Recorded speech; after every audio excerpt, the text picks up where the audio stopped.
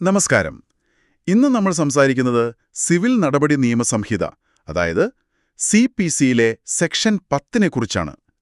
ഇത് റെസ് സബ് ജൂഡിസ് എന്നൊരു തത്വത്തെ അടിസ്ഥാനമാക്കിയുള്ളതാണ്. ഒരേ വിഷയം തന്നെ ഒന്നിലധികം കോടതികളിൽ ഒരേ സമയം വിചാരണയ്ക്ക് വരുന്നത് തടയാനുള്ളൊരു സംവിധാനം, അല്ലേ? അതെ, ശരിയാണ്.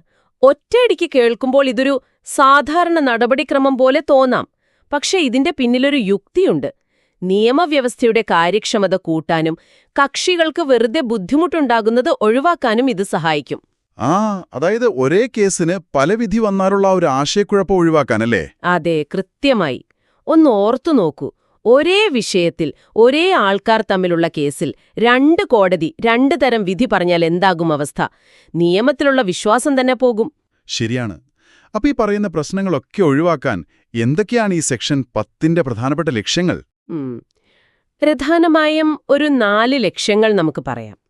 ഒന്ന്, ഈ കേസുകളുടെ എണ്ണം കൂടുന്നത് തടയുക. അതായത് ഒരേ സംഗതി പല കോടതിയിൽ പോകുന്നത് ഒഴിവാക്കുക. 2, ഞാൻ നേരത്തെ പറഞ്ഞ പോലെ പരസ്പര വിരുദ്ധമായ വിധികൾ ഒഴിവാക്കുക. ഇത് വളരെ പ്രധാനമാണ്. 3, കോടതിയുടെ സമയം, പിന്നെ മറ്റു വിഭവങ്ങൾ അതൊക്കെ ലാഭിക്കുക. ജുഡീഷ്യൽ കാര്യക്ഷമത കൂട്ടുക എന്ന് പറയാം. 4, ഈ കക്ഷികൾക്കുണ്ടാകുന്ന അനാവശ്യ ബുദ്ധിമുട്ട്, ചെലവ് അതൊക്കെ കുറയ്ക്കുക. ഒരേ കാര്യത്തിന് പലതവണ കോടതി കയറുന്നത് ഒഴിവാക്കണം. ഓക്കെ, അപ്പോൾ ലക്ഷ്യങ്ങൾ വ്യക്തമായി. പക്ഷെ ഇതെപ്പോഴാണ് ബാധകമാകുന്നത്? അതായത് 2 കേസുകൾ ഒരുപോലെ തോന്നിയാൽ ഉടനെ സെക്ഷൻ 10 വെച്ച് സ്റ്റേ ചെയ്യാൻ പറ്റുമോ? എന്തെങ്കിലും നിബന്ധനകളുണ്ടോ? നല്ല ചോദ്യമാണ്. അങ്ങനെയല്ല. കുറച്ച് പ്രധാനപ്പെട്ട വ്യവസ്ഥകൾ പാലിക്കപ്പെടണം. ഒന്നാമതായി 2 കേസുകൾ വേണം. ആദ്യം ഫയൽ ചെയ്ത ഒരു കേസ്, പിന്നെ അതേ വിഷയത്തിൽ പിന്നീട് ഫയൽ ചെയ്ത മറ്റൊന്ന്. ശരി. രണ്ടാമത്, ഏറ്റവും പ്രധാനപ്പെട്ട വ്യവസ്ഥ, ഈ 2 കേസുകളിലെയും തർക്കവിഷയം, അതായത് മാറ്റർ ഇൻ ഇഷ്യൂ എന്ന് പറയും, അത് നേരിട്ടും സാരമായും ഒന്നായിരിക്കണം. Directly and substantially the same ആയിരിക്കണം. ഓക്കെ, ആ നേരിട്ടും സാരമായും എന്നതിന് പ്രാധാന്യമുണ്ടല്ലേ? ചെറിയ വ്യത്യാസങ്ങൾ പോരാ. അതെ, കാതലായ വിഷയം ഒന്ന് തന്നെയായിരിക്കണം. പിന്നെ മൂന്നാമതായി, ഈ കേസുകളിലെ കക്ഷികൾ ഒന്നുകിൽ ഒരേ ആൾക്കാരായിരിക്കണം, അല്ലെങ്കിൽ ഒരേ അവകാശത്തിന് വേണ്ടി വാദിക്കുന്നവരായിരിക്കണം. അണ്ടർ ദ സെയിം ടൈറ്റിൽ എന്ന് പറയും. ശരി. 4, ആദ്യം ഫയൽ ചെയ്ത കേസ് ഈ രണ്ടാമത്തെ കേസ് ഫയൽ ചെയ്യുന്ന സമയത്ത് തീർപ്പാക്കാതെ നിലവിലുണ്ടാവണം. ഒരു പെൻഡിംഗ് സ്യൂട്ടായിരിക്കണം. ഓക്കെ. അവസാനമായി, ഈ ആദ്യ കേസ് പരിഗണിച്ച് തീർപ്പാക്കാൻ അധികാരമുള്ള ഒരു കോടതിയിലായിരിക്കണം അത് നിലവിലിരിക്കുന്നത്. കോൺപിറ്റന്റ് കോർട്ടായിരിക്കണം. അപ്പോ ഈ പറഞ്ഞ എല്ലാ വ്യവസ്ഥകളും, അതായത് 2 കേസ്, ഒരേ വിഷയം, ഒരേ കക്ഷികൾ, ആദ്യ കേസ് നിലവിലുണ്ട്, അധികാരമുള്ള കോടതിയിലാണ്, ഇതെല്ലാം ഒത്തുവന്നാൽ കോടതി രണ്ടാമത്തെ കേസ് നിർത്തിവെക്കുമോ? അതോ കോടതിക്ക് വിവേചനാധികാരം വല്ലതുമുണ്ടോ? ഇല്ല, അവിടെയാണ് കാര്യം. ഇത് നിർബന്ധമാണ്, മാൻഡേറ്ററി പ്രൊവിഷനാണ്. ഈ കണ്ടീഷൻസ് എല്ലാം ശരിയാണെങ്കിൽ രണ്ടാമത്തെ കേസിന്റെ വിചാരണ നിർത്തിവെക്കാൻ കോടതിക്ക് നിയമപരമായ ബാധ്യതയുണ്ട്. അപ്പൊ അതൊരു നിർബന്ധിത വ്യവസ്ഥയാണോ? അതെ. പക്ഷേ ഇവിടെ വേറൊരു കാര്യം ശ്രദ്ധിക്കണം. ഇത് കേസ് ഫയൽ ചെയ്യുന്നതിനെ തടയുന്നില്ല. രണ്ടാമത്തെ കേസ് ഫയൽ ചെയ്യാം, കോടതിക്കത് സ്വീകരിക്കാം. പക്ഷെ അതിന്റെ വിചാരണ, ട്രയൽ തുടങ്ങാൻ പറ്റില്ല. മനസ്സിലായി. കേസ് ഫയലുണ്ടാവും, പക്ഷേ വിചാരണ സ്റ്റേ ചെയ്യും. അതെ. അതുപോലെ ആദ്യത്തെ കേസ് ഒരു വിദേശ കോടതിയിലാണ് നടക്കുന്നതെങ്കിൽ ഇന്ത്യയിലെ കോടതിയിൽ രണ്ടാമത്തെ കേസ് വിചാരണ ചെയ്യുന്നതിന് ഈ സെക്ഷൻ 10 തടസ്സമല്ല. അതിനൊരു എക്സെപ്ഷനുണ്ട്. ഓക്കെ. ഇനിയിപ്പോ CPCയിൽ തന്നെ സെക്ഷൻ 11, അതായത് റെസ് ജുഡിക്കാട്ട എന്നൊരു സംഗതിയുണ്ടല്ലോ, അതും ഇതുമായിട്ട് എന്താണ് വ്യത്യാസം?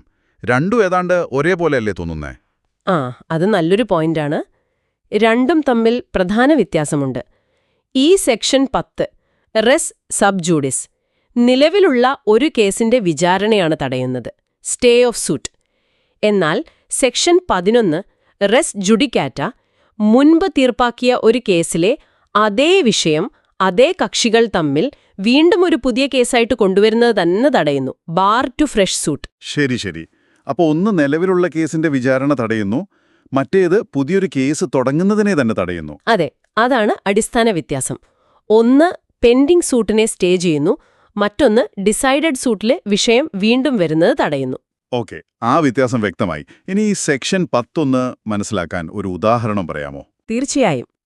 ഇപ്പോ എ എന്നൊരാൾ ഒരു ഭൂമി സംബന്ധിച്ച് ബിക്കെതിരെ എക്സ് എന്ന കോടതിയിൽ ഒരു കേസ് കൊടുത്തു എന്ന് വെക്കുക. വസ്തു തിരികെ കിട്ടാനാണ് കേസ്. ശരി. ആ കേസ് അവിടെ നടക്കുമ്പോൾ തന്നെ ബി എന്ത് ചെയ്യുന്നു? അതേ ഭൂമിയുടെ ഉടമസ്ഥാവകാശം സ്ഥാപിച്ചു കിട്ടാൻ വേണ്ടി എയ്ക്കെതിരെ വൈ എന്ന വേറൊരു കോടതിയിൽ കേസ് കൊടുക്കുന്നു. ഓക്കെ. ഇവിടെ നോക്കൂ, വിഷയം ഒന്നുതന്നെ, ആ ഭൂമി. കക്ഷികൾ ഒരേ ആൾക്കാർ, എയും ബിയും. അവർ വാദിക്കുന്നത് ഒരേ അവകാശത്തിന്മേലാണ്. ആദ്യത്തെ കേസ് കൊടുത്ത എക്സ് കോടതിക്ക് ആ വിഷയം തീർപ്പാക്കാൻ അധികാരമുണ്ട്. ആ കേസ് ഇപ്പോഴും അവിടെ നിലവിലുണ്ട്, തീർപ്പായിട്ടില്ല. ഈ സാഹചര്യത്തിൽ വൈ കോടതി, അതായത് രണ്ടാമത്തെ കേസ് പരിഗണിക്കുന്ന കോടതി, സെക്ഷൻ 10 പ്രകാരം ആ കേസിന്റെ വിചാരണ നിർത്തിവെക്കണം. ഇതുവരെ എക്സ് കോടതിയിലെ ആദ്യ കേസിലൊരു തീരുമാനമാകുന്നതുവരെ. വ്യക്തമായി. അപ്പൊ ചുരുക്കി പറഞ്ഞാൽ, ഒരേ ആൾക്കാർ തമ്മിൽ ഒരേ വിഷയത്തിൽ ഒരു കേസ് അധികാരമുള്ളൊരു കോടതിയിൽ നിലവിലിരിക്കുമ്പോൾ പിന്നീട് അതേ വിഷയത്തിൽ അതേ ആൾക്കാർ വേറൊരു കേസ് കൊടുത്താൽ ആ രണ്ടാമത്തെ കേസിന്റെ വിചാരണ തടയപ്പെടും. ഇതാണ് സെക്ഷൻ 10. അതെ, കൃത്യം. നിയമ നടപടികളിൽ ഒരു ചിട്ട കൊണ്ടുവരാനും കക്ഷികളുടെ ബുദ്ധിമുട്ട് കുറയ്ക്കാനും പരസ്പര വിരുദ്ധമായ വിധികൾ ഒഴിവാക്കാനും ഇത് അത്യാവശ്യമാണ്. ശരിയാണ്. ഇത് നീതിന്യായ വ്യവസ്ഥയുടെ ദുരുപയോഗം തടയാനും സഹായിക്കുന്നുണ്ട്. തീർച്ചയായും. കോടതിയുടെ സമയം ലാഭിക്കാം, വിധികളുടെ ഒരു സ്ഥിരത ഉറപ്പാക്കാം. ഇതൊക്കെ പ്രധാനമാണ്.